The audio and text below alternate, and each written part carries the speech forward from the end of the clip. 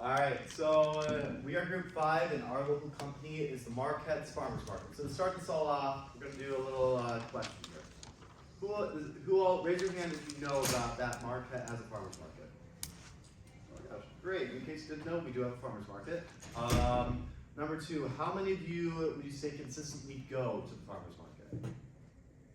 Okay, so a couple of you. For those of you that do go, can you name any vendors that are at the farmers market? No one? Okay, so see how no one can name a vendor? That's when people still go to the market. The market success is built upon the community that it makes. And our campaign that we're going to discuss in this presentation is how to get the vendors known, especially to the younger population where a lot of the target market is, and start to foster that community within the farmers market. So this is the agenda for our presentation. First, we're going to go over a brief background of the company, followed by target market analysis, proposals, execution, and then finally our budget. For a brief background on the farmers market, starting with their mission statement, which is to support local farmers, growers, and artisans to make available wholesome, quality food and goods, and to provide a festive marketplace that benefits the Marquette community. The farmers market was founded in 1999 by the Marquette Downtown Development Authority. It is the largest market in the region, as well as the longest running market in the UP. It has served the local community of Marquette for over 20 years. Now, what makes the market so special? It definitely starts with the local farmers, growers, and artisans, and the wide range of services, locally sourced and crafted foods and goods that they offer. Additionally, the market serves as a festive marketplace for Marquette. This allows for customers and vendors to come and create meaningful social interactions that they won't forget. And then how the market operates. So the market can be found in 3 different sections: Saturday markets, Wednesday night markets, and then holiday markets. Saturday and holiday markets can be found at 112 South 3rd Street here in Marquette, otherwise known as the Marquette Commons. The Wednesday night markets take place at the 100 block of Washington Street. After customers have made their way to one of the markets at the correct time, all they have to do is enjoy the local community and use either cash, card, gift cards, or one of the various food assistance programs in exchange for foods or goods. And then selection criteria. So we decided upon the farmers market because of its positive impact it has on Marquette's community. Additionally, we noticed areas of improvement for their current marketing program, as well as various pain points that we will later discuss. So I'm going to dive into the target and market analysis of our farmers market. So starting off our customer base, in order to understand who our customers are, we decided to do a survey on this. We posted this flyer with a quick response code up at the market this past Saturday. And then also this flyer was available through Instagram and Facebook for customers to fill out.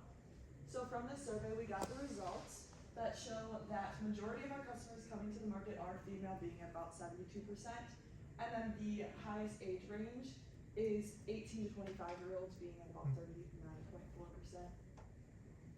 And then continuing on, so we can see that a lot of our customers are recurring customers coming either every week or every other week. This just shows the community that is able to be formed by these customers coming that often, that they're able to connect with each other as well as the vendors. And then the products that are being sold are produce and baked goods that are our highest purchase rates. And then continuing into our current digital marketing, we have a website and a social media platform for Instagram and Facebook that people can find, and I'm going to go through a little SWOT analysis for each of these. So first, starting off with our website. Some strengths that our website has is its cohesive fonts and colors throughout it, making it aesthetically pleasing for viewers. It's also easy to navigate for these viewers and holds a lot of information for both customers to discover things as well as the vendors to find out information about the market. Some weaknesses that it does have, it is inconsistent with the information that it provides for vendors. Some vendors have a lot of information about them, about what they sell. Other vendors have no information at all. Then some opportunities that I can see through our website is areas for customers to learn more about these vendors. However, this does pose the threat that they're no longer connecting one-on-one in person at the market. Instead, they're able to find these information online.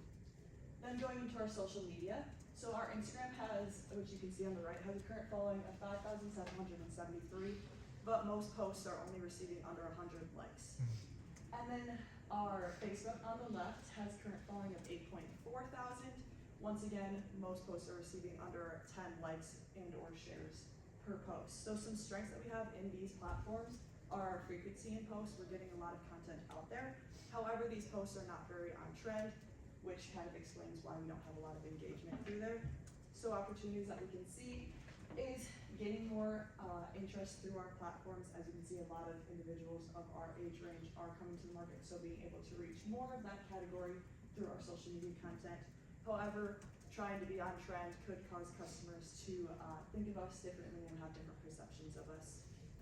Then going into our market analysis, the farmers market has a lot of opportunity for industry growth throughout it. It is a perfect place for businesses, new businesses and current businesses to introduce themselves or introduce new goods to individuals.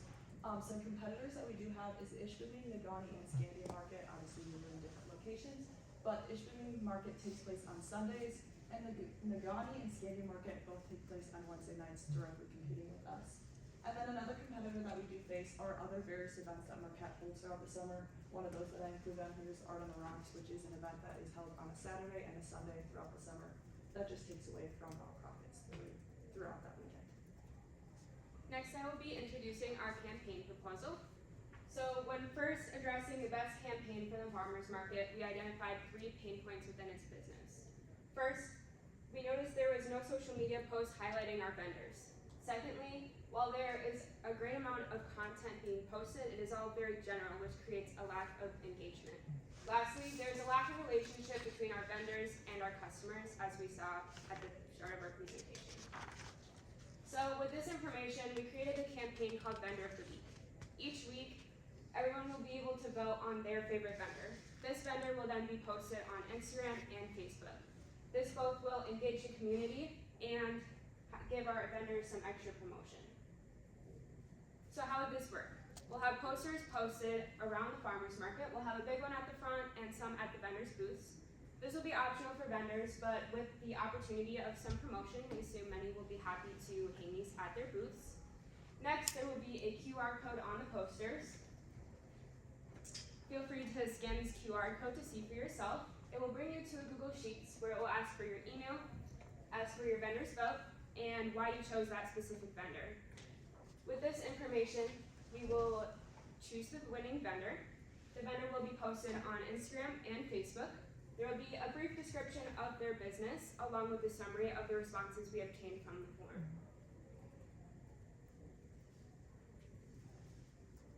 Next, while we were not anticipating this originally, the farmers market did a similar campaign about 5 days ago. They asked market members to vote on 5 different awards for our vendors from this season. While we, okay, so right here is the average post for the farmers market Instagram. They obtain about 0 to 35 likes per post. This post from a similar campaign that is to ours obtained 310 likes. This is a drastic engagement boost. So what does our campaign have in common with this one? We are both highlighting the vendors and involving the community. We expect to see the same results as our campaign plays out. In addition to the community engagement, we are also obtaining the emails of everyone who signs our form. Because we have these emails, we are able to add them to the Marquette Farmers Market newsletter, and we are also able to use these for any future promotional material. All right, now talking about execution. So in order to implement Vendor of the Week, we have to completely change the face of how the farmer market does its marketing. So I was able to reach out to Brian Shear, who is the current marketing manager at the Marquette Farmers Market. And we just started talking and said, okay, what are you doing? What are you paying for? What is your budget? How are you marketing the farmers market? And a couple of things that he said that worked really well is the farmers market has a very good reputation. Everyone here knows about the farmers market. It's where you go and get your locally sourced quality goods. Some of the farmers that we talk to drive 26 miles every week to come and sell their product. Majority only at the farmers market. They don't have sources at the co-op or different things like that. So this is a locally sourced thing throughout the entire UP that brings community together. Another thing is that Another thing is press releases to local media. So they do a lot of release to a lot of news stations, which is great for the older demographic, but it's not for the entire demographic that is available here. Some things that they can improve upon. They pay monthly for advertising in Marquette Monthly, a magazine. Has anyone here read Marquette Monthly? Oh, all right, well, surprise. There are more effective ways to market this. Another thing is free social media marketing. They have a lot of followers, people know of them, but they don't engage with the posts. We need to start creating this to become a community-based thing with engagement with everyone. 5,000 yearly marketing budget. That is a good marketing budget for a starter business. This is the Marquette Farmers Market, and for the growth that they can obtain, they just need a higher marketing budget. Vendor of the Week and the social media campaign will help improve all of this. So starting next year is kind of a weekly calendar sample of what we'd like to do for posts. The main goal is to, the farmers market needs to stop paying for advertisements of where the target market isn't and start where it is, which is students and young adults.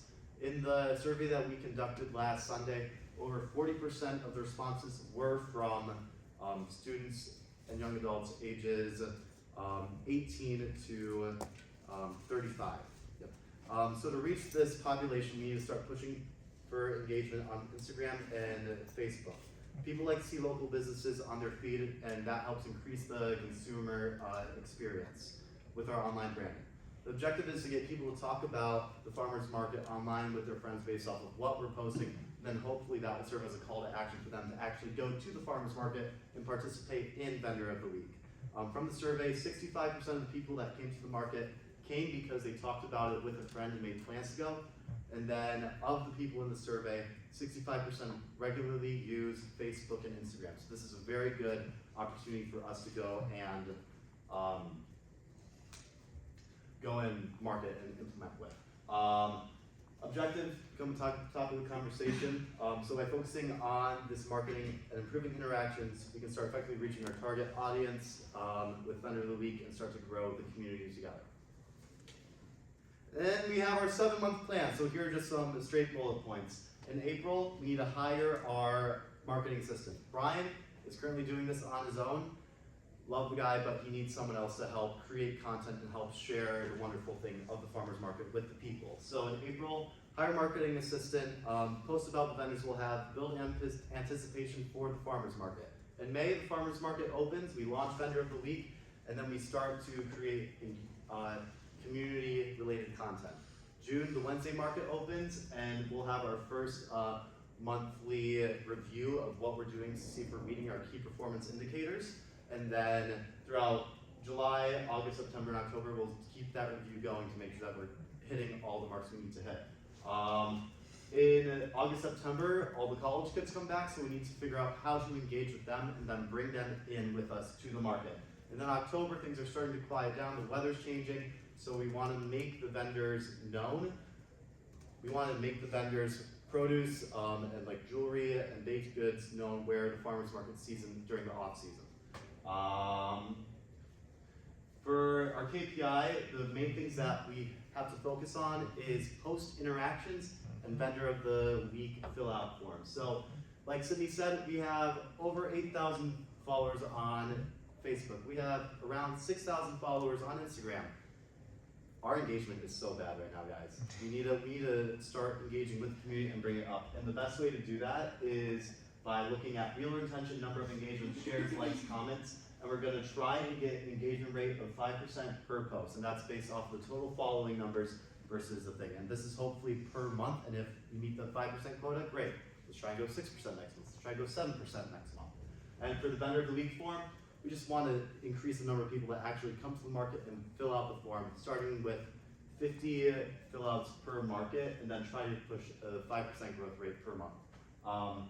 It's hard to measure if Vendor of the Week will increase the foot traffic because we can't track how many people are actually at the market unless we want to put like a radio identified frequency technology like into like a card, and no one wants to carry an extra like farmer's market card around in their wallet. And the final slide is going to be the budget. So we're going to have an increased budget of 10% of the monthly revenue. Got that. And we'll have 10% of the monthly revenue, which is above the $5,000 from the previous budget. Most of our budget is for the monthly intern, marketing intern, from NMU Department of Marketing. And that's just because we need to have 2 people working on this project at the same time. After that, we'll have around $600 per month for the rest of the 7 months, and that will go into social media budgeting, boosting our posts, improving the meta SEO, producing product giveaways, content creation, press release, because I still think that the news stations still work to reach the older generation, so you have to think about reaching everyone. The prominent market is the younger generation, but we still have to be open to everyone. And then review and adjustment. We're going to review our content and seeing if our KPI are being met. If they are, great. If they're not, what do we need to re-budget our presentation to and adjust to that. By running an in-person hybrid and social media campaign, vendors will accumulate a greater sense of community between vendors and consumers while improving the consumer index and the farmers market ability to market and grow their consumer base. Any questions?